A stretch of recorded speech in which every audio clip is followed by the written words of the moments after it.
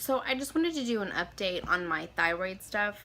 I was diagnosed with a hyperthyroid, and then we later found out with more testing and stuff that I had Graves' disease. Graves' disease is only brought on by a ton of stress or a lot of trauma to the body. They don't really know, other than those factors, they don't really know why why our body does these things.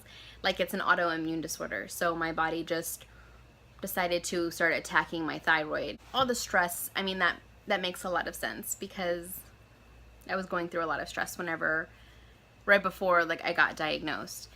So anyways, my very first appointment, they told me that I had my overactive thyroid. They started doing blood work and this and that, and they came to the conclusion that I had Graves' disease. They started me on methimazole and propranolol. The methimazole I was taking once in the morning, once at night, and I was taking 2 propranolol tablets in the morning and 2 propranolol tablets at night. And they were pretty high doses. And the methimazole is kind of, it's like toxic to your body. From the start, my endocrinologist told me, whatever you do, don't get pregnant while you're taking these medicines. And I said, okay, I'm not trying to get pregnant. But okay, like, that's good to know.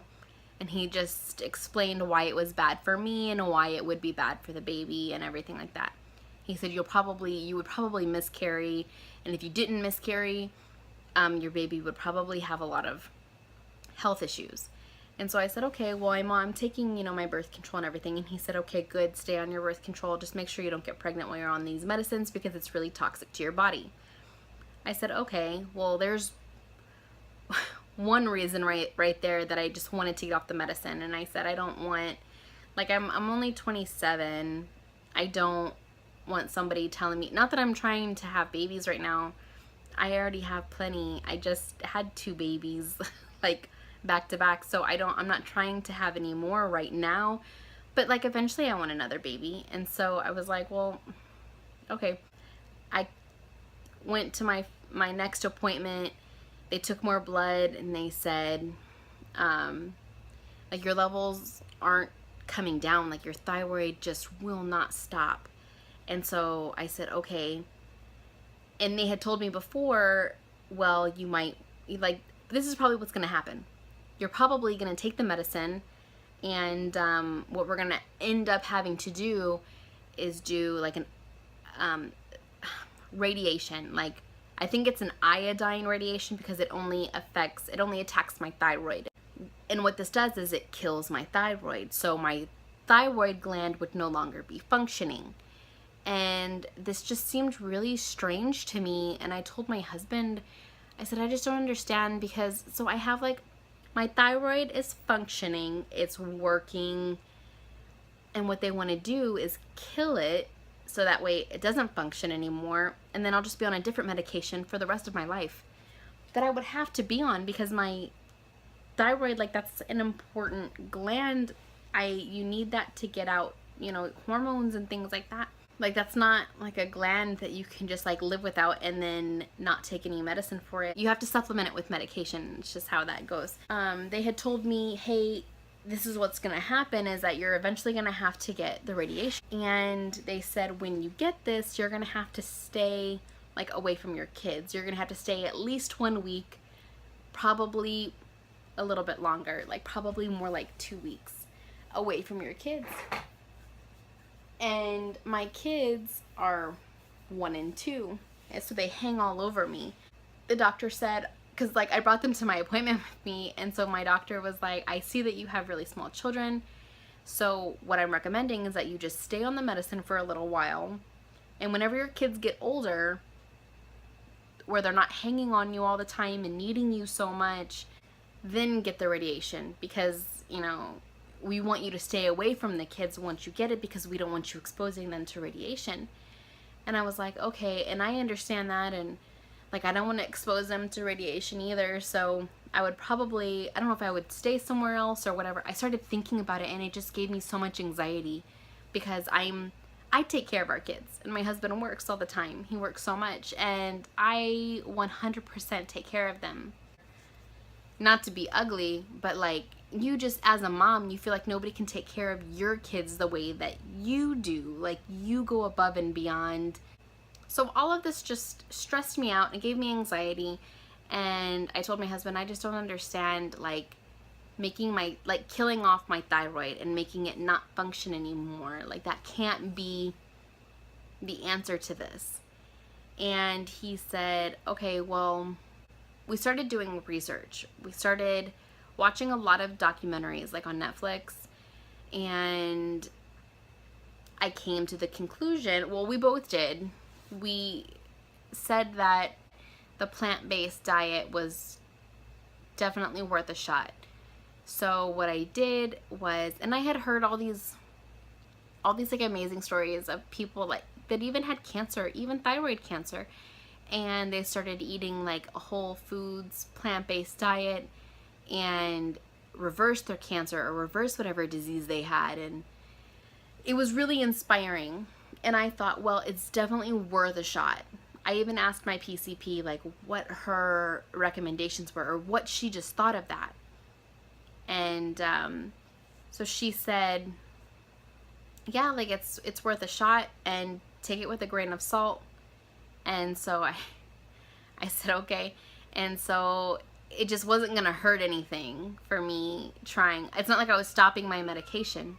I was still taking my medication while having the whole foods plant-based diet. And I was really good on it. I was so good on it. I cut out meat, I cut out dairy, and I did really good.